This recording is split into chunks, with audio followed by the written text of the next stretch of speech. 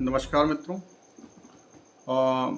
जैसा कि पिछले वीडियो में हमने ऋग्वेदिक समाज के बारे में प्रारंभिक अवस्था पढ़ी, आज हम ऋग्वेदिक समाज उस समय पिछले वीडियो में हमने काल के बारे में पढ़ा, इस बार हम ऋग्वेदिक समाज के बारे में समझेंगे। यहाँ ऋग्वेदिक समाज की चर्चा करने के पहले मैं एक चीज़ स्पष्ट करना चाहूँगा कि आज के वर्तमान या आधुनिक समाज को हम बड़ा खुला और बड़े विकसित समाज की बात मानते हैं, लेकिन अगर हम ऋग्वेदिक समाज को समझें तो आज की तुलना में वो हमसे कहीं अधिक विकसित सोच वाले लोग थे।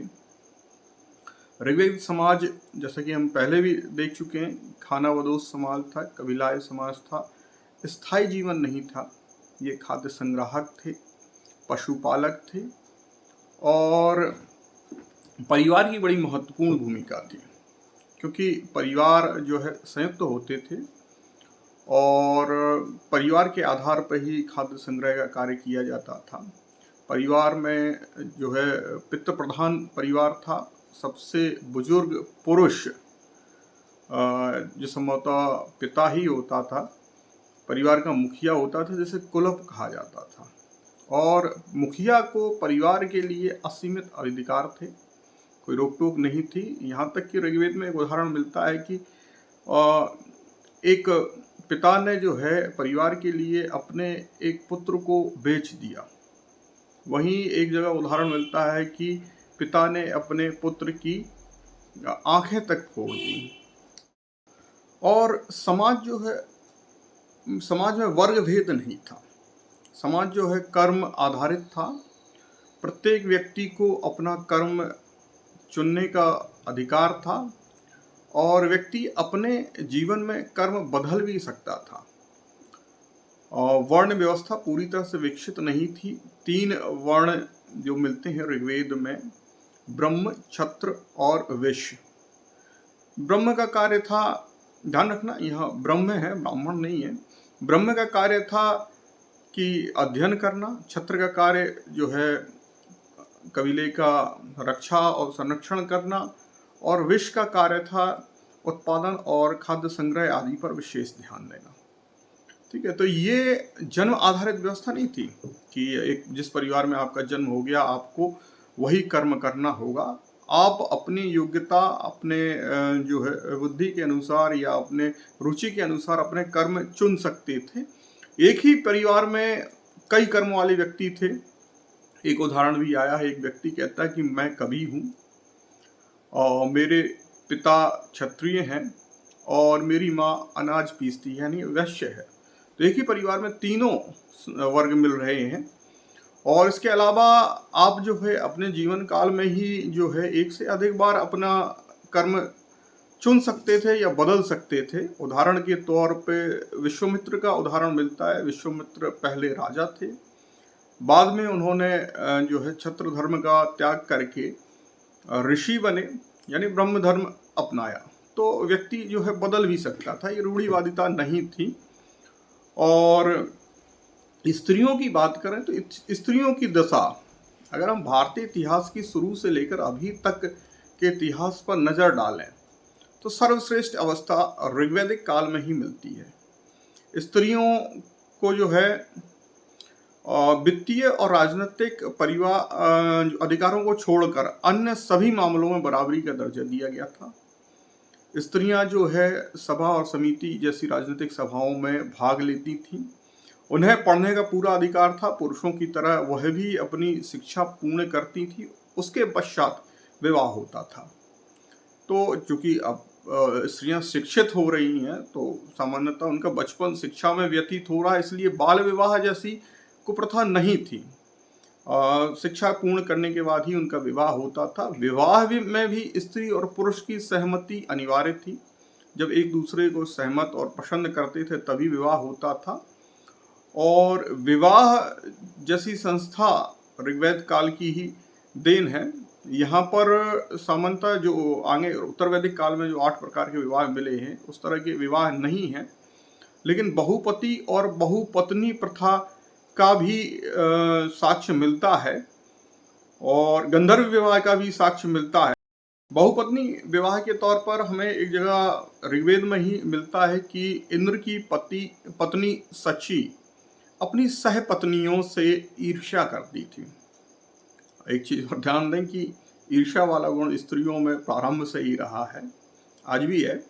तो उस समय इंद्र की पति सची जो है अपनी सहपत्नियों से ईर्ष्या करती थी, अर्थात बहुपत्नी प्रथा थी। इसके अलावा सूर्या नामक स्त्री का विवाह अश्विनी कुमारों से हुआ। अश्विनी कुमार दो जुड़वा पुरुष या देवता थे, तो दो पुरुषों का विवाह एक स्त्री से हुआ, मतलब बहुपति प्रथा भी थी। और जो है रोदसी नामक स्त्री का विवाह मरुतों से हुआ, एक से अधिक पुरुषों से हुआ। तो बहुपति प्रभा जो है सामान्य मानी जाती थी। और दीर्घतमा नामक ऋषि ने जो है विवाह नामक संस्था की स्थापना की। और इसके बाद जो है अंतरवर्गीय विवाह भी होता था। जरूरी नहीं कि ऋषि की पुत्री है तो ऋषि से ही विवाह करेगी, या राजा की पुत्री है तो राज पुरुष से ही विवाह होगा। और स्त्रियां चूंकि अपना मनपसंद वर चुनने में सक्षम थी, उनकी पसंद भी देखी जाती थी, तो अंतरवर्गीय विवाह भी हुआ है, मतलब एक वर्ग से दूसरे वर्ग में। अब जैसा कि हम पहले देख चुके कि व्यक्ति अपना वर्ग बदल भी सकता था, तो अंतरवर्गीय विवाह में जो ऋषि श्यावश्य देव थे, इन्होंने राजा रथनिधि की पुत्री जो है दाम्र से विवाह किया। यानी राजा जो है ब्रह्म थे, ऋषि जो है ब्रह्म थे और राजा जो छत्र थे, तो अंतरवर्ग विवाह भी हुआ। आगे चलते हैं। जो राजा ययाति, इनकी बड़ी चर्चा सुनी होगी, नाम भी अगर थोड़ा सा पुराने ग्रंथों की ओर और धार्मिक कथाओं में थोड़ी भी रुचि रखते हो तो राजा ययाति का नाम सुना होगा। राजा ययाति का विवाह जो है शुक्राचार्य की पुत्री देवयानी से हुआ। ठीक है, शुक्राचार्य ऋषि थे और ययाति जो है क्षत्रिय या राजा थे।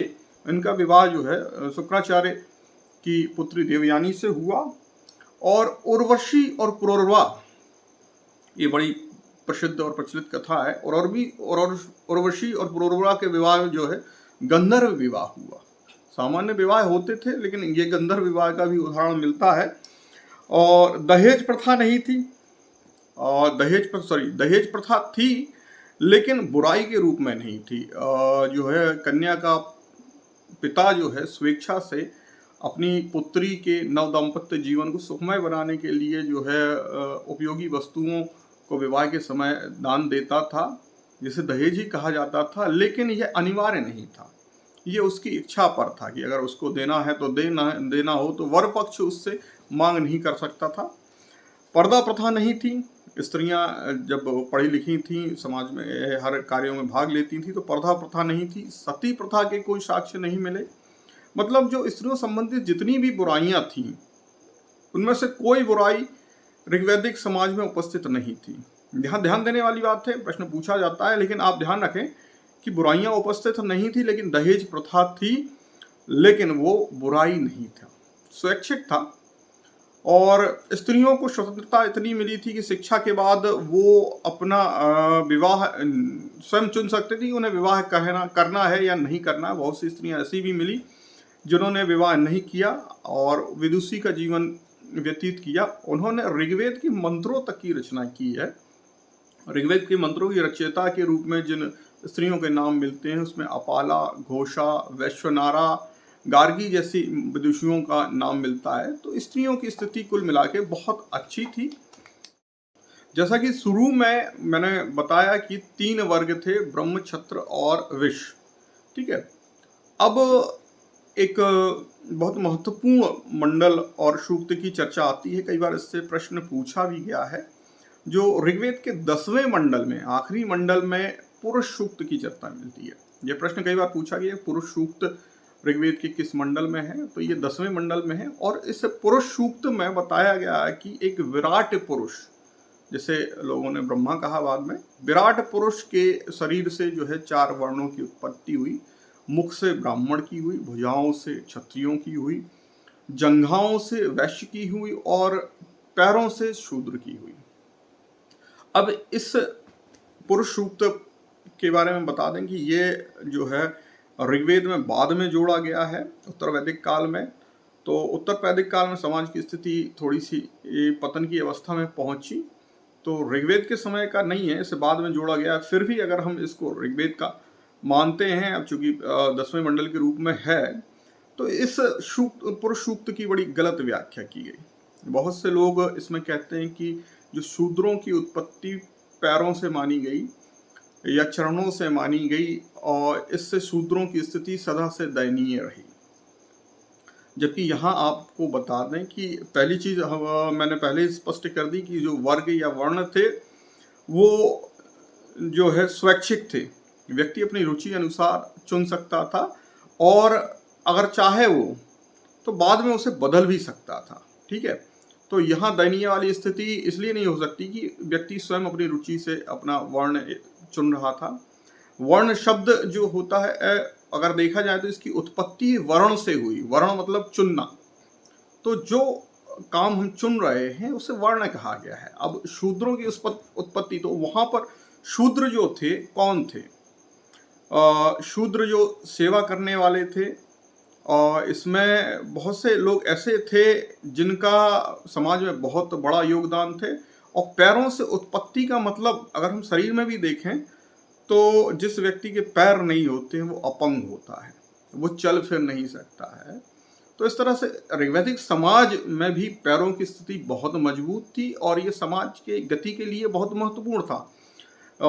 रत्नों में इनकी गिनती थी, चाहे वो रथकार होता था या सूत काटने वाला सूत होता था, या जो है हथियार बनाने वाला होता था, ये रत्नन में गिनती होती थी। और यज्ञों के समय पर राजा द्वारा इनका बड़ा सम्मान किया जाता था। बड़े सम्मानीय व्यक्ति थे, क्योंकि पूरा समाज इनके ऊपर टिका था।